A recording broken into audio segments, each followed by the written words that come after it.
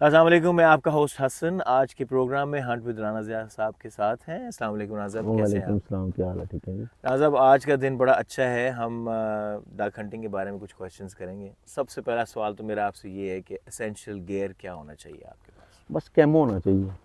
ठीक है। हाँ जी। और कैमो ही जो आपके सामने है, आप भी हैं, वही ज़रूरी नहीं है कि महंगा हो या सस्ता हो, इससे कोई मतलब नहीं। सिर्फ सही। कैमो सूट होना, गेज होने चाहिए बस। सही। हंटिंग। Thank you.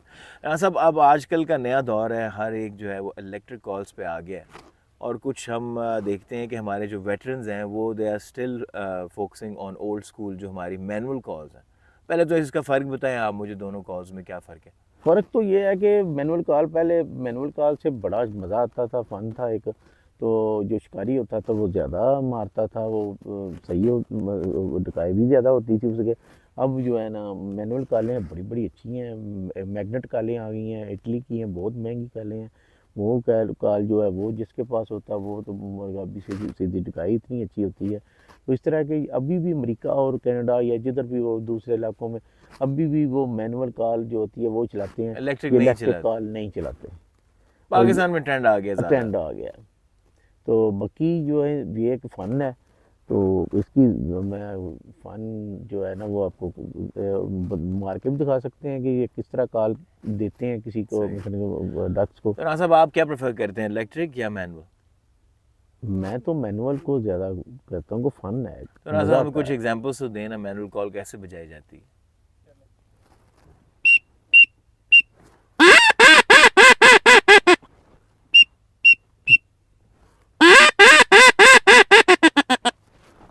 ये अटील की कवल है। ठीक है। और बाकी जो है ना, गैडवाल की भी है, बैलेट की भी है, दूसरी सारी होती हैं। अगर ये होती है, ये अपना ये ये है जो पिनटेल की।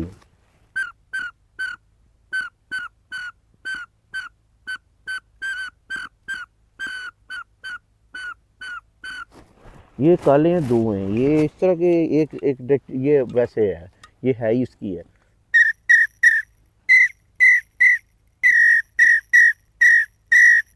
तो बिल्कुल एग्जैक्टली वैसे ही साउंड कर रही है जिस तरह के एक्चुअल बर्ड होता है। ये है इसकी ये पिनटेल की है। ये इसकी जो है ना, मेलड की है।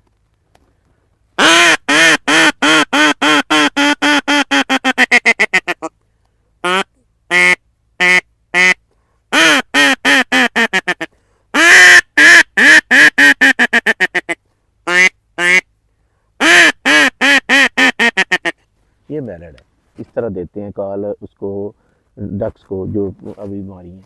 तो ये है कि इस ये चीज़ें जो है ना, हर बंदे के जो अब छोड़ गया है, वो सही। शिकारी भी छोड़ गया है। और सही। जिस तरह हम भी तकरीबन भूल ही गए हैं, उस तरह नहीं, जितना जितना होता था, थ्रिल होता था, वो ख़त्म हो गया।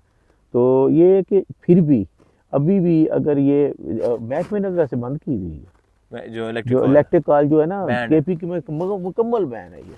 ठीक है। तो ये है कि वहाँ मज़ा आता है। जिस तरह एक कुत्ते के साथ तितर मारते हैं आप, पॉइंट होता है, पॉइंट करता है, मज़ा आता है।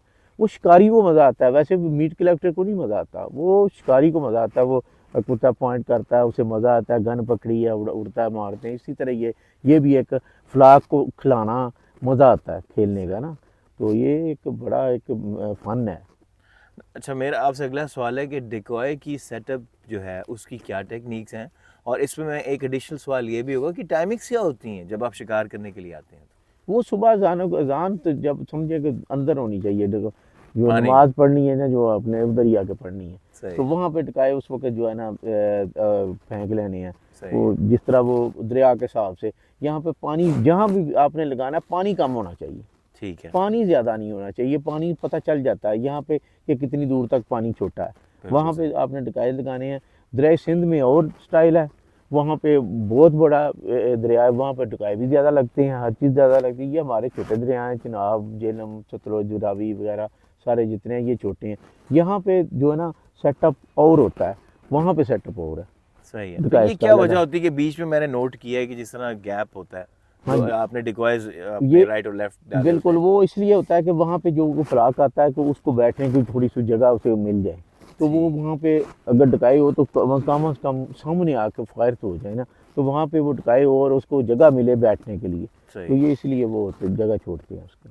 अच्छा, मुझे ये बताएं कि परफेक्ट स्पॉट आप कैसे उसको करते हैं फाइनल कि भाई ये परफेक्ट स्पॉट है, यहाँ ब्लाइंड लगनी चाहिए, ये उसको तो कैसे डिटरमिन करते हैं? वो दरिया के हिसाब से देखना पड़ता है कि यहाँ पे डेरा को नहीं, को बंदे को नहीं, दूर दूर से मरगाबी ऊपर होती है, उसे पता होता है कि यहाँ पे जब सूरज समझे निकल आता है ना, फिर तो वो बिल्कुल ओपन हो जाती है ना हर चीज़, वो सही। ऊपर से उसे पता चलता है कि यहाँ पे कोई जो कश्तियों का जो आमदोरफ्त ना हो, बंदों की आमदोरफ्त ना हो, जो खुली जगह हो, रवाशी ना हो, इस तरह करना नहीं आबादी नहीं ना हो। ना हो ना, वो इस तरह की ना हो, तो जंगल हो मुकम्मल, तो वहाँ पे जाके ना वो जगह ज़्यादातर सेलेक्ट करनी चाहिए। और बाकी जो ब्लाइंड है वो सूरज के अपोजिट नहीं लगानी चाहिए, वो दूसरी तरफ लगानी चाहिए। तो ये कि जब मुर्गाबी आती है, आमद होती है, तो जहाँ से पानी आ रहा होता है उस तरफ मुँह करते हैं।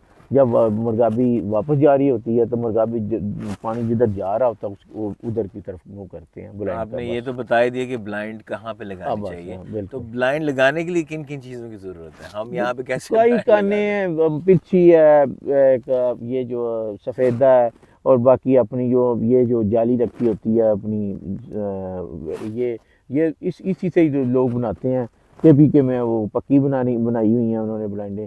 बाकी अपना ये ज़्यादा गहरी करनी चाहिए, जितनी गहरी होगी, जितने ज़्यादा लगाएंगे आप, वो उससे ज़रा एक के अंदर हिलजुल शिकारी हटता ही नहीं, पता ही है आपको, जो मर्जी हो जाए। चेक हो जाते हैं? चेक होते हैं सारे, इनका घूमता ही रहता है, तो सही। वो इसलिए जो है ना वो ज़रूरी होती है। अच्छा नासिर, मुझे अब आप ये बताएं कि इतनी मुर्गाबियों की स्पीशीज़ हैं, उसको हम कैसे आइडेंटिफाई करते हैं? वो कोई मसला नहीं होता, वो जब आप शिकार खेलते जाते हैं आपको पता चल जाता है, वैसे नहीं पता चलता, बिल्कुल क्योंकि सही। आप जो फ्लाइट से पता चल जाता है कि ये मुर्गाबी कौन सी आ रही है। सही। तो वैसे जो है ना कई कई पर्सनैलिटी ऐसी होती हैं जिनको पता ही नहीं चलता, वो आप 30 साल भी बताते रहेंगे उनको नहीं पता चलेगा। कई होते हैं 2-3 दिन के अंदर ही वो थोड़ा सा ट्रेंड हो जाते हैं। ट्रेंड हो जाते हैं, उन्हें पता चल सही। जाता है। कोई ज़रूरी नहीं होता हर बंदा शिकारी, ज़रूर फायर भी करता है मगर हर बंदा शिकारी होता भी नहीं है। सही है। तो नासिर, मेरा आज का आखिरी सवाल है कि ब्लाइंड के अंदर फायर कैसे किया जाता है? फर्स्ट फायर तो हर कोई कर लेता है, तो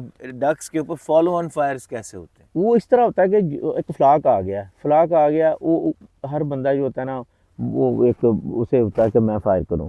जब वो एक लीडर फायर करता है, लीडर ही होता है ना, लीडर ने कहना होता है यस, वो यस करता है तो फायर शुरू हो जाता है। सही। उससे ये होता है कि जब फ्लाक के ऊपर सारे फायर करते हैं, सही। और कई ऐसे होते हैं कि वहाँ पे गने ख़त्म कर देते हैं, मतलब गन के जितने कारतूस चला देते हैं। सही। और वो फिर मुर्गाबी जो है ना, मुर्गाबी का एक सिस्टम है, मुर्गाबी ऊपर उठती है, फिर वो सामने फिर रही होती है फायर करने के, कारतूस ख़त्म कर बैठे होते हैं, और वहाँ पे फायर पहला करें, ज़रूर करें, फ्लाक के ऊपर फायर करें, उसके बाद जो है ना बंदूक रोक के राम राम से फायर करें, निशाना लेके मारे निशाना लेके, सही। और आपका स्कोर बढ़ेगा। तो ये है कि एक और जो है ना, अपनी तरफ का फायर अपनी तरफ करना चाहिए। मैं बैठा हूँ राइट साइड पे, तो मुझे चाहिए कि राइट साइड पे मुर्गाबियाँ जो वो लें, सही। ये नहीं कि मैं लेफ्ट वाली लूँ। तो ये इस वजह से जो है ना मुर्गाबी क्रॉस भागती फायर नहीं है, से भी बच सबसे जाते आसान हैं। मुर्गाबी है, सब फायर करते हैं, और इसी वजह से जो है ना वो एक मुर्गाबी पे फायर होता है, सबको पूछेंगे वो कहें मैंने मारी है, फायर उसके सबको होता है उसके ऊपर। सही है। नाज़र, बहुत शुक्रिया, आज की एपिसोड काफ़ी इन्फॉर्मेटिव रही। और इसके अलावा फर्दर वीडियो डक कॉल पे जो मैंने आपसे बात की थी प्रीवियसली कि वो बनेगी, तो उसको ज़रूर देखिएगा। और जाने से पहले मैं आपसे रिक्वेस्ट करता हूँ कि हमारे इस चैनल को सब्सक्राइब करें और बेल आइकन को ज़रूर क्लिक करें, क्योंकि जितनी भी नई वीडियोज़ अपलोड होंगी आपको उसकी नोटिफिकेशन आएगी। Thank you very much. अल्लाह हाफ़िज़।